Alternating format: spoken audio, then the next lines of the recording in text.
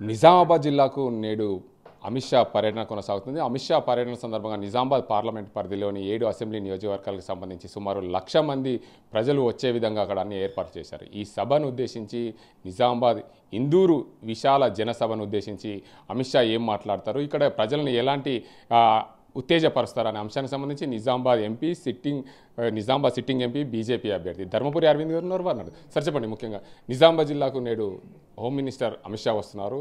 నిజామాబాద్ జిల్లా సందర్భంగా జనసభ సందర్భంగా 1,00,000 మంది వచ్చే విధంగా ఏర్పాటు చేశారు. ఏమి ఉద్దేశించి మాట్లాడతారు, నిజామాబాద్ ప్రజలని ఎలా ఉత్తేజపరుస్తారు? చూడండి, ఇది జాతీయ ఎన్నికలు జరుగుతూ ఉన్నాయి. కేంద్ర ప్రభుత్వం కోసం నరేంద్ర మోడీ గారి ఎన్నికలు జరుగుతూ ఉన్నాయి. సో అందులో భాగంగా ఇందూరుకి ఇవాళ అమిత్ షా రావడం మంచి శుభపరిణామం. ఇవాళ మీరు అన్నట్టు హౌస్ఫుల్ ఉంటుంది. ప్రజలందరూ కూడా పెద్ద ఎత్తున కార్యకర్తలు ప్రజలందరూ కూడా వస్తారు. అమిత్ షా గారు ఏం మాట్లాడతారు అన్నది మనం చెప్పలేము. కానీ అమిత్ షా గారు ఆల్రెడీ మన ప్రాంతానికి పసుపు బోర్డు ఇవ్వడము, అమిత్ షా గారి ఇన్వాల్వ్మెంట్ వల్ల ఇంపోర్ట్స్ పసుపు దిగుమతులు తగ్గించడము, ఎగుమతులు పెంచడము, దీంట్లో ఈ ప్రక్రియలో అమిత్ షా గారిది ఇంపార్టెంట్ పాత్ర ఉంది.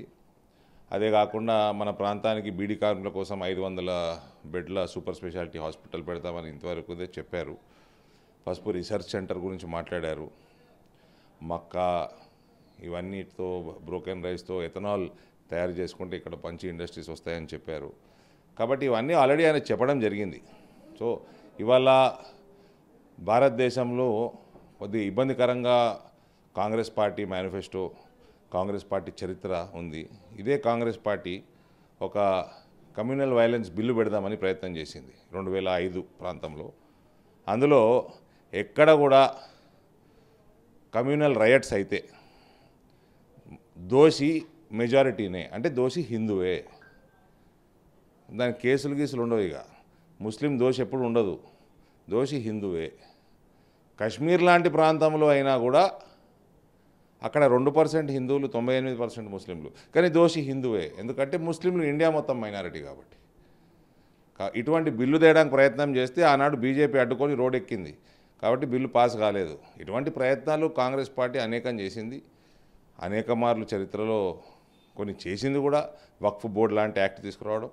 కానీ ఇటువంటివి అన్నీ కూడా పెద్ద చర్చ జరుగుతూ ఉంది వాళ్ళ దేశవ్యాప్తంగా.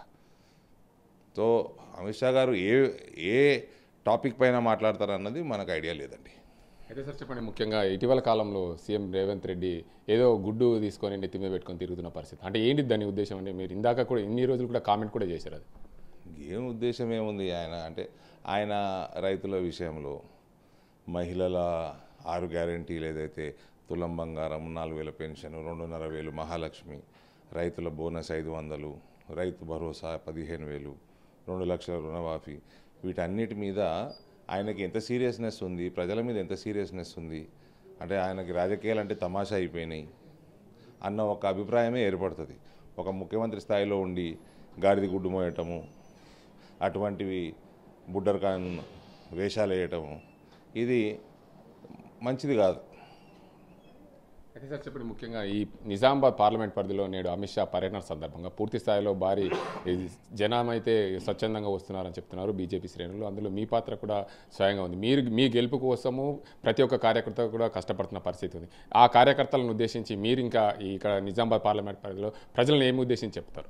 నేను కార్యకర్తనేనండి. అందరూ కార్యకర్తలమే. అందరం నరేంద్ర మోడీ కోసం పనిచేస్తున్నాం. నేను ఎలక్షన్ నిలబడుతున్నా. నరేంద్ర మోడీ గారి అభ్యర్థిగా నేను ఇక్కడ ఉన్నా. భారతీయ జనతా పార్టీ రిప్రజెంటేటివ్గా నేను ఈ పార్లమెంట్ ఎలక్షన్లో నిలబడతా ఉన్నా. అదర్వైజ్ మేమందరం కార్యకర్తలము. బూత్ స్థాయి వాళ్ళు బూత్, మండల స్థాయి, గ్రామ స్థాయి, జిల్లా స్థాయి, ఒక పార్లమెంట్ పరిధి స్థాయి, అందరం కూడా కార్యకర్తలమే. Thank you. మొత్తంగా చూసుకోవచ్చు, నిజామాబాద్ పార్లమెంట్ పరిధిలో ఏదైతే ఈరోజు జరుగుతున్న ఇందూరు విశాల జనసభకు సంబంధించి అమిత్ షా వస్తున్న నేపథ్యంలో ప్రజలందరూ కూడా స్వచ్ఛందంగా వస్తున్నారు. ప్రతి ఒక్కరు కూడా కార్యకర్తనే ఉన్నాం. ప్రతి ఒక్కరు కూడా మోడీ కోసమే పనిచేస్తున్నాం. నిజామాబాద్ జిల్లా పార్లమెంట్ పరిధిలో మోడీకి ఓటేసి నన్ను గెలిపించండి అని చెప్పి నిజామాబాద్ ఎంపీ బీజేపీ అభ్యర్థి ధర్మపురి అరవింద్ కోరుతున్నారు. ఇది ఇక్కడ పరిస్థితి. కెమెరా అజీంతో గంగారెడ్డి, RTV నిజాం. నమస్తే అండి.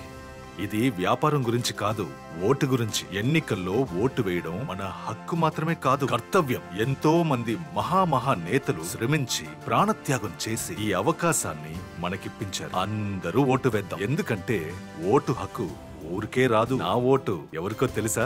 అది సీక్రెట్ అండి.